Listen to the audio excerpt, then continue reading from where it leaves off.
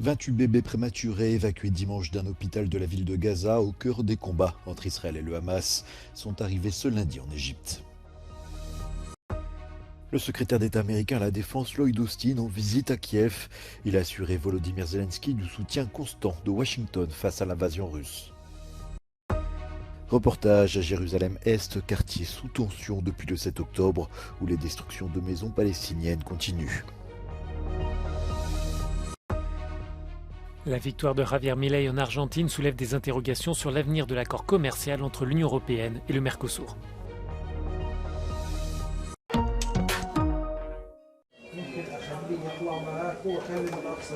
« 28 des 31 bébés prématurés qui ont été évacués des hôpitaux de Gaza sont maintenant arrivés dans des établissements médicaux en Égypte.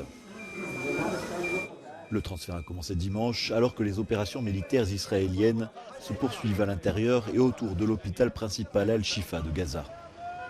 L'approvisionnement en électricité étant précaire et les médicaments rares, les nouveau-nés risquaient de ne pas survivre s'ils restaient dans l'enclave. D'autres patients gravement malades ont également été mis en sécurité. Ils font partie de la soixantaine de personnes, pour la plupart des femmes et des enfants, qui ont été transportés par avion jusqu'à Ankara en Turquie. Israël a poursuivi ses opérations sur le terrain à Gaza, y compris des raids à l'intérieur des hôpitaux. Tel Aviv accuse le Hamas de s'en servir à des fins militaires et d'utiliser les civils qui s'y trouvent comme boucliers humains, ce que dément le mouvement islamiste.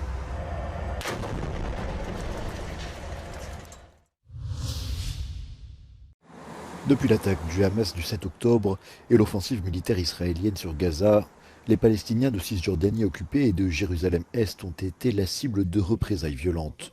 Le ministre de la Sécurité, Itamar Ben-Gvir, a annoncé l'achat de 10 000 armes destinées aux colons, alors qu'environ 200 Palestiniens ont été tués en Cisjordanie en un mois et demi, selon les chiffres du ministère palestinien de la Santé. Fakreh Boudiab habite dans cette maison de Jérusalem-Est depuis 73 ans, mais la semaine dernière, il a reçu un avis des autorités lui annonçant que sa maison allait être démolie. They punish us because the war in Gaza. Maybe after 1 month you can come here and we are homeless. Me and my wife and my children and my grandchildren. Why? Because we are Palestinian. The guy said he can do nothing. Just we're waiting for the bulldozer. Depuis les attaques du Hamas, Fakhri n'ose plus parler aux médias de l'agression dont sont victimes les Palestiniens, de peur d'être emprisonnés. I know they come in to punish me if they know I speak with media, because they take me before to the jail 4 days. They said you always speak with the media, you always speak with the solidarity people. And so, how now if I speak? Now I said if they want to punish me, okay, they punish collective punish day, and I want to say what happened in our village, our city, in our area, to maybe somebody in the world come to help us, come to know what's happened. Ces démolitions de maisons sont illégales au regard du droit humanitaire international, mais Fakhri a perdu tout espoir dans le système juridique. Before month or more, we said maybe the international law, the ICC, the international community help us, but now we know they not do nothing. Aviv Tatarski, d'une ONG israélienne soutenant la paix entre Israéliens et Palestiniens, affirme que les agressions sont actuellement en hausse. Calling increasing calm, creating forms of communication, relaxing the tensions, are just feeding it through actually handing out weapons. Politicians are inciting, and no one is actually offering Israelis and Palestinians in Jerusalem a way to live together after Israelis were butchered and Palestinians are being butchered in Gaza, and we're supposed to somehow handle this situation.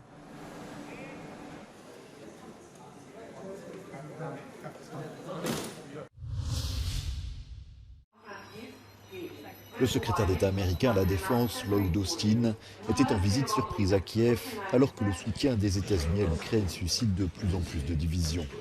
Washington reste l'allié le plus solide de l'Ukraine, mais les États-Unis ont également engagé des ressources importantes en faveur d'Israël après l'attaque du Hamas en octobre. Lloyd Austin a ainsi cherché à rassurer le président Volodymyr Zelensky.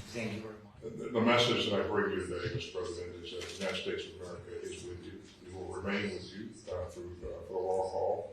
What happens here in Ukraine, that not only matters to Ukraine, but it matters to the rest of the world. It certainly matters to the United States of America. And so the United States and our allies and partners will continue to work to give Ukraine the capabilities that it needs to be successful. Lloyd Austin a également rendu visite au personnel de l'ambassade des États-Unis à Kiev pour le remercier de ses efforts dans la gestion et la distribution de l'aide américaine à l'Ukraine.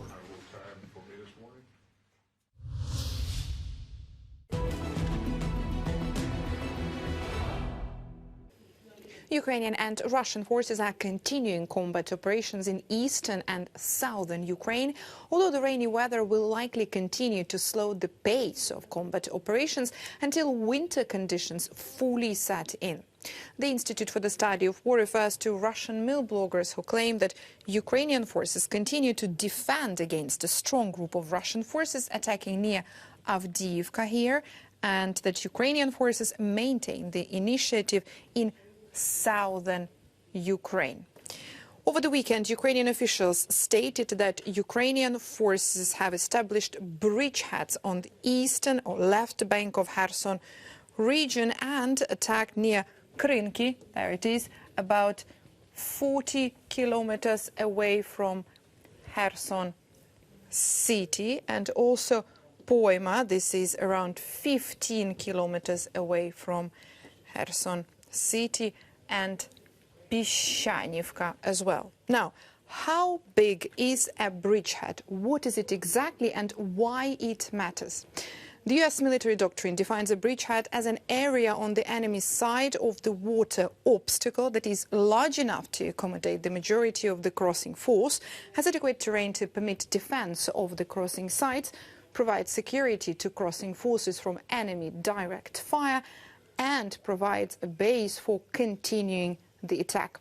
The Ukrainian General Staff stated that one of the main operational objectives for Ukrainian ground operations on the East Bank is to prevent Russian shelling of Ukrainian civilians on the West Bank of Kherson region, particularly near Kherson city.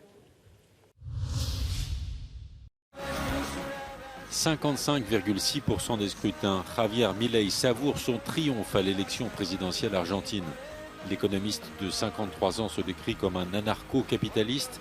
Il promet la reconstruction du pays et prévient qu'il n'y aura pas de demi-mesure. Maintenant élu, Javier Milei tente de rassurer ceux qui s'inquiètent de son arrivée au pouvoir. Por eso quiero también decirles que nuestro compromiso es con la democracia, con el comercio libre y con la paz. Vamos a trabajar codo a codo con todas las naciones del mundo libre para ayudar a construir un mundo mejor. Javier Milei avait qualifié le président brésilien de communiste corrompu. Lula n'a pas oublié et dans son tweet de félicitations, l'ancien ouvrier métallurgiste souhaite bonne chance au gouvernement argentin et prend soin de ne pas citer le nom de Javier Milei. Le nouveau président argentin prône des coupes à la tronçonneuse dans les dépenses publiques et promet de dollariser l'économie. L'inflation et le surendettement sont les cibles prioritaires de son programme. Donald Trump et Jair Bolsonaro l'ont chaleureusement félicité. Elon Musk s'est réjoui et pense que l'Argentine a désormais rendez-vous avec la prospérité.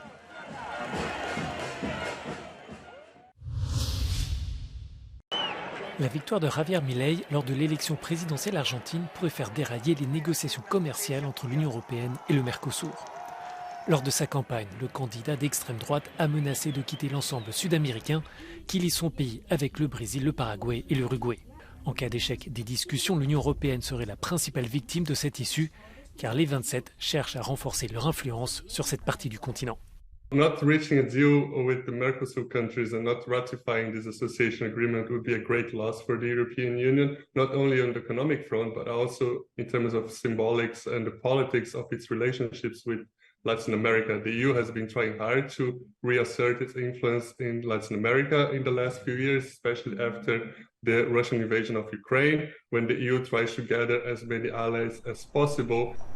Malgré les incertitudes, l'Union a félicité Javier Milei et dit vouloir maintenir son partenariat. Les 27 espèrent finaliser les négociations dès que possible avec le Mercosur. Un accord de principe a été conclu en 2019 après 2 décennies de discussions. Mais des engagements supplémentaires demandés cette année par les Européens ont poussé l'Argentine et le Brésil à souhaiter de nouvelles concessions, ce qui a prolongé les pourparlers. L'élection d'un président argentin climato-sceptique pourrait fournir une occasion à certaines capitales européennes comme Paris et Vienne d'abandonner le processus. Well, a new government in Argentina that denies the effects of climate change would certainly constitute a new obstacle, especially from an European Union point of view, and especially taking into consideration the positions taken also by the European Parliament. But at the same time, the most important country in these negotiations when it comes to climate change is the one country that has the Amazon forest, which is Brazil. And that's where we're going to see most of the negotiations taking place. Le prochain sommet du Mercosur est prévu début décembre à Rio de Janeiro.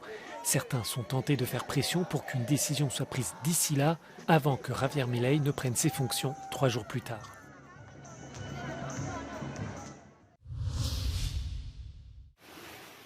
C'est une catastrophe naturelle qui endeuille la République dominicaine. Les pluies diluviennes qui se sont abattues sur le pays ont fait au moins 21 morts, dont 3 mineurs ce dimanche, selon les autorités locales. Toutes les régions du pays sont touchées. De nombreux glissements de terrain et effondrements de bâtiments ont été signalés. 13 000 personnes ont été évacuées des zones à risque, selon le Centre des opérations d'urgence. Le président Luis Abinader a déclaré lors d'une conférence de presse qu'il s'agissait des plus fortes précipitations jamais enregistrées en République dominicaine.